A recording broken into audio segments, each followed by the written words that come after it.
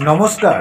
দেশীয় ও আন্তর্জাতিক গুরুত্বপূর্ণ ও সত্য ঘটনার আপডেট নিয়ে আজকের সংবাদ ধারায় একই মঞ্চে সব রকম, তাই আজকের আলোচনায় আপনাকে স্বাগত জানাই।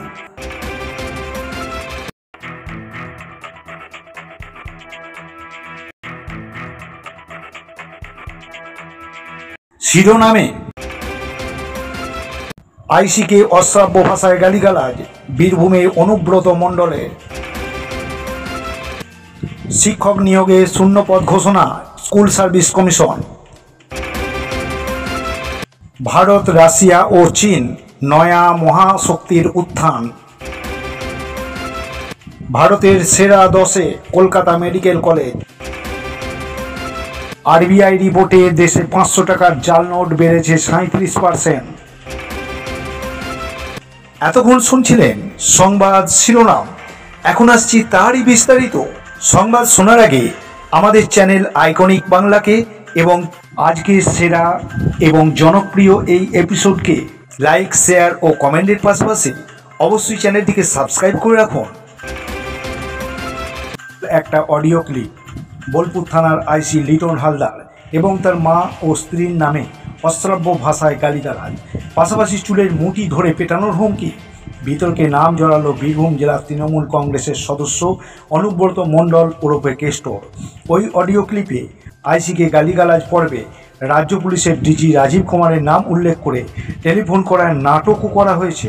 তবে ওই অডিও ক্লিপে গালিগালাজ দেওয়ার কণ্ঠস্বরটি যে কেষ্টরই, তা প্রমাণ হয়েছে তৃণমূলের দলীয় তদন্তে। বিষয়টি কানে যায় তৃণমূল সুপ্রিমো তথা মুখ্যমন্ত্রী মমতা বন্দ্যোপাধ্যায়ের কানে। প্রচণ্ড অসন্তোষ প্রকাশ করেন তিনি। এরপরে দলের তরফে শুক্রবার 4 ঘন্টা সময়সীমা বেঁধে নিঃশর্তে ক্ষমা চাইতে কেষ্টকে নির্দেশ দেওয়া হয়, অন্যথায় শোকজ ও কড়া ব্যবস্থা। তাও দলের তরফে সমাজ মাধ্যমে জানিয়ে দেওয়া হয়। এরপরই বিকেলে 3:30 নাগাদ দুঃখ প্রকাশ করে লিখিতভাবে ক্ষমা চেয়ে নেন কেষ্ট। লিখিত ক্ষমা চান দলের রাজ্য সভাপতি সুব্রত বক্সির কাছেও। শিক্ষা দপ্তর বৃহস্পতিবার বেশি রাতে নিয়োগ বিধির গেজেট বিজ্ঞপ্তি প্রকাশের পরে নিয়োগের বিজ্ঞপ্তি জারি করে স্কুল সার্ভিস কমিশনও। তবে প্রায় ভোর 3টে নাগাদ সেই বিজ্ঞপ্তি কমিশনের ওয়েবসাইটে দেখা গিয়েছে নবম দশমের জন্য 23,212টি এবং একাদশ দ্বাদশ শ্রেণীর জন্য 12,514টি শূন্যপদ বরাদ্দ হয়েছে। গ্র্যাজুয়েশনের ন্যূনতম 50% নম্বর, মাস্টার ডিগ্রি ও বিএড থাকলে বয়স 21 বছর থেকে 40 বছর এই চাকরিতে বসতে পারবেন। তবে 2016 সালে এসএলএসটির চাকরিহারাদের জন্য সুপ্রিম কোর্টের নির্দেশে বয়সের ছাড় থাকছে। অভিজ্ঞতার নিরিখে সর্বোচ্চ 10 নম্বর দেওয়া হবে বলে কর্মকর্তাদের মত। মাধ্যমিকে সব থেকে বেশি শূন্যপদ রয়েছে ভৌত বিজ্ঞানে 3,859টি, আর উচ্চ মাধ্যমিকের ক্ষেত্রে সবচেয়ে বেশি শূন্যপদ রাষ্ট্রবিজ্ঞানে 1,373টি। তবে উচ্চ মাধ্যমিকের ক্ষেত্রে কয়েকটি বিষয়ে সমালোচনা হচ্ছে। এই স্তরে এআই, ডাটা সায়েন্স, কম্পিউটার নির্ভর বা অন্যান্য বহু নানা বিষয় চালু হয়েছে, তবে সেগুলির জন্য কোনো শূন্যপদ নেই। উচ্চ মাধ্যমিকে প্রায় বছর 10 ধরে চলে সাংবাদিকতা ও গণজ্ঞাপন বিষয়টি। এই বিষয়েও কোনো নতুন শূন্যপদ নেই। স্বাস্থ্য ও শরীরশিক্ষা বিষয়টি এখন যে কোনো শাখায় ছাত্রছাত্রীরা নিতে পারবে।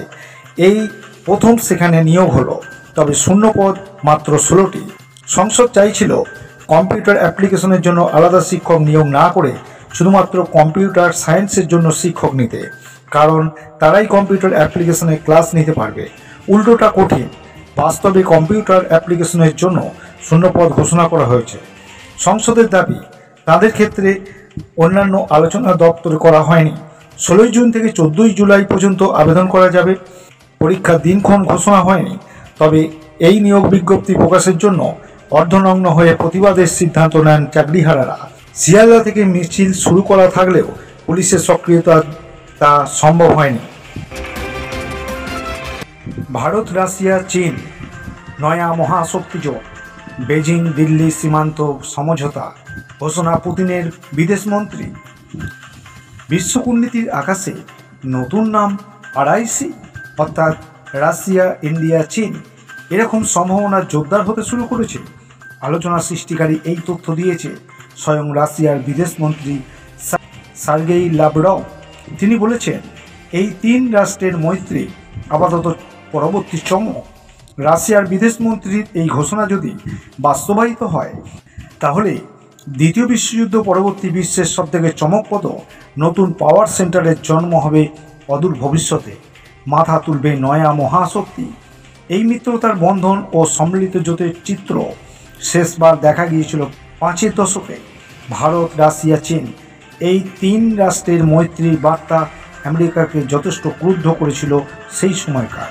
ওয়াশিংটনের অস্বস্তির কারণ ছিল মাও সেতুং, নিকিতা ক্রুশ্চেভ এবং জওহরলাল নেহরুর মধ্যে ঘনিষ্ঠতা। যদিও চীনের সঙ্গে মৈত্রী ভারতের বজায় থাকেনি। 1959 সালে সীমান্ত সমস্যা এবং দলাই লামা ভারতের আগমন এই যৌথ কারণে চির ধরে সম্পর্কে। 1962 সালের যুদ্ধে জওহরলাল নেহরুর প্রিয় স্লোগান হিন্দি চীনি ভাই ভাই ধূলিসাৎ হয়। শুরু হয় ভারত ও চীনের শীতল সম্পর্কের যুগ। যদিও সোভিয়েত ইউনিয়ন ও ভারত মৈত্রী প্রায় চিরস্থায়ী বন্দোবস্ত পর্যবসিত, বিশ্ব কূটনীতির অসংখ্য শীত, গ্রীষ্ম, বর্ষা ইন্দো রুশ ভাই ভাই থেকেই গিয়েছে। এমনকি হাল আমলেও চীনের সাপ্লাই করা পাকিস্তানের মিসাইল হানা থেকে ভারতকে পাহাড়ের মতো রক্ষা করে গিয়েছে রাশিয়ার দেয়া S-400 trans air defence system. আবারও 66 বছর পর পুরানো মৈত্রী কি নতুন অক্ষরে আত্মপ্রকাশ করতে চলেছে? অর্থাৎ ডোনাল্ড ট্রাম্পের অনিশ্চিত এবং আস্থাহীন সক্রিয়তার জেরে ভারত, রাশিয়া, চীনের মধ্যে একটি নতুন জোট তৈরি হওয়ার সম্ভাবনা তৈরি হয়েছে। এই সম্ভাবনা কোনো জল্পনার অঙ্গ নয়, কারণ বিদেশমন্ত্রী সার্গেই লাভরভ এই সম্ভাবনার কথা ঘোষণা করেছে। সম্ভবত কয়েক দশক পর দেশের অন্যতম সর্বভারতীয় র্যাঙ্কিংয়ে 10 মেডিকেল কলেজের মধ্যে জায়গা করে নিল বাংলার প্রতিষ্ঠান। শতাব্দী প্রাচীন কলকাতা মেডিকেল কলেজ সম্ভব করল এই অসম্ভবকে। IIRF র্যাঙ্কিংয়ে দেশের সেরা 10 ডাক্তারি প্রতিষ্ঠানের তালিকায় 9ম স্থান তথা পুরো ভারতে 1 নম্বর ডাক্তারি প্রতিষ্ঠানের মর্যাদা অর্জন করল কলকাতা মেডিকেল কলেজ। 2024 সালের টপ MBBS মেডিকেল কলেজের তালিকায় 9 নম্বর র্যাঙ্কিং করল কলকাতা মেডিকেল কলেজ।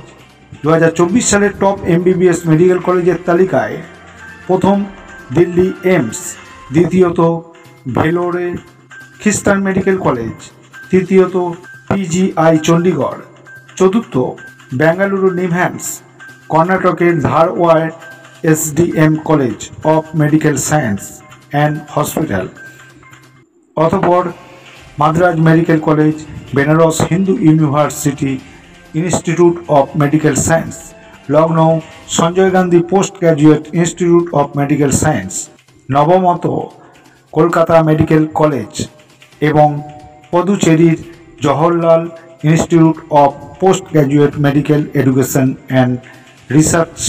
উল্লেখযোগ্য বিষয় হল দেশ সেরা MBBS প্রতিষ্ঠানের মধ্যে 9ম হওয়ায় কলকাতা মেডিকেল কলেজ রীতিমতো পেছনে ফেলে দিয়েছে লখনৌ কিংস জর্জেস মেডিকেল ইনস্টিটিউটকে এবং দিল্লি বিশ্ববিদ্যালয় ফ্যাকাল্টি অফ মেডিকেল সায়েন্সকে এবং কোচির Amrita institute of medical science and research centre, লুধিয়ানার খ্রিস্টান মেডিকেল কলেজ বা CMC লুধিয়ানা, তিরুবনন্তপুরমে Sree Chitra Tirunal institute for medical science and টেকনোলজির মতো প্রথম সারির মেডিকেল প্রতিষ্ঠানকেও। এই প্রসঙ্গে কলকাতা মেডিকেল কলেজের অধ্যক্ষ ডক্টর ইন্দ্রনীল বিশ্বাস বলেন, সরকারি সহযোগিতা, আমাদের শিক্ষক, চিকিৎসকগণ, স্বাস্থ্যকর্মীদের অন্তহীন প্রচেষ্টা এবং রোগীদের ভরসায় কলকাতা মেডিকেল কলেজ এক নতুন দিগন্তে পৌঁছে গিয়েছে, যেটা আমাদের সম্পদ। 1 বছরে 500 টাকার জাল নোট বেড়েছে বাজারে 37%। রিজার্ভ ব্যাংকের রিপোর্ট অনুযায়ী গত 1 বছরের মধ্যে 500 টাকার জাল নোট বৃদ্ধি পেয়েছে রেকর্ড পরিমাণে 37.3%। স্বাভাবিকভাবেই দেশ জুড়ে যত জাল নোট বাজেয়াপ্ত হয়েছে সেটা সেই পরিসংখ্যান, কিন্তু ধরা ছোঁয়ার বাইরে যে রয়েছে বিপুল পরিমাণে জাল নোট, তাহলে নোট বাতিল করে লাভ কি? গত 28 মে নিজের দলের বার্ষিক সম্মেলনে উদ্বোধনী ভাষণে চন্দ্রবাবু নাইডু বলছেন, আমি কেন্দ্রীয় সরকারের রিজার্ভ ব্যাংক এবং প্রধানমন্ত্রীকে অনুরোধ করছি 500 টাকার নোট বাতিল করুন, দুর্নীতি প্রতিরোধে এই পদক্ষেপ জরুরি। আমি প্রধানমন্ত্রীকে বলেছি 500 টাকা কিংবা 2000 টাকার মতো বড় বড় নোটের দরকার নেই, ডিজিটাল কারেন্সির উপর জোর দিন। আর্থিক দুর্নীতি প্রতিরোধ এটা কার্যকারী বিধান। এরপর বৃহস্পতিবার রিজার্ভ ব্যাংকের জাল নোট সংক্রান্ত রিপোর্টটি সামনে এনেছে। সেখানে বলা হয়েছে 2023-24 সালের আর্থিক বছরের তুলনায় 2024-25 অর্থবর্ষে 37.3% বৃদ্ধি পেয়েছে 500 টাকার জাল নোট চিহ্নিতকরণ। 2024 সালে এপ্রিল থেকে 2025 সালে মার্চ মাসের মধ্যে যত এমন জাল 500 টাকার নোট ধরা পড়েছে সেগুলি মোট আর্থিক অঙ্ক 5,88,000 কোটি টাকা। তার আগের আর্থিক বছরে ছিল 4,28,000 কোটি টাকা। শুধু 500 টাকা নয়, 200 টাকার জাল নোট বৃদ্ধি পেয়েছে 13.9%। সবচেয়ে বিস্ময় হলো 10, 20, 50, 100 টাকার সব নোটই জাল হচ্ছে। দীর্ঘদিন ধরেই সিংহভাগ এটিএমে শুধু 500 টাকার নোটই পাওয়া যায়। ছোট অঙ্কের নোটের আকার সর্বত্র। সেই অভিযোগ এবং জাল নোট দুইয়ে মিলে টনক নড়েছে রিজার্ভ ব্যাংকের। কিন্তু মূল প্রশ্ন থেকেই যাচ্ছে। 2016 সালে 8ই নভেম্বর প্রধানমন্ত্রী নোট বাতিলের ঘোষণায় বলেছিলেন সন্ত্রাস, কালো টাকা ও জাল নোট সব বন্ধ হয়ে যাবে। পাহেলগাঁও কাণ্ড কিংবা জাল নোট বৃদ্ধি রিপোর্টে বলছে 9 বছরে কিছুই বন্ধ হয়নি। প্রিয় দর্শক, সংবাদ ধারায় এই ছিল আমাদের এখনকার আপডেট। দিনের সেরা গুরুত্বপূর্ণ ও এই সময়ের তাজা আপডেট সংবাদ পেতে অবশ্যই চ্যানেলটিকে সাবস্ক্রাইব করে রাখুন। ধন্যবাদ।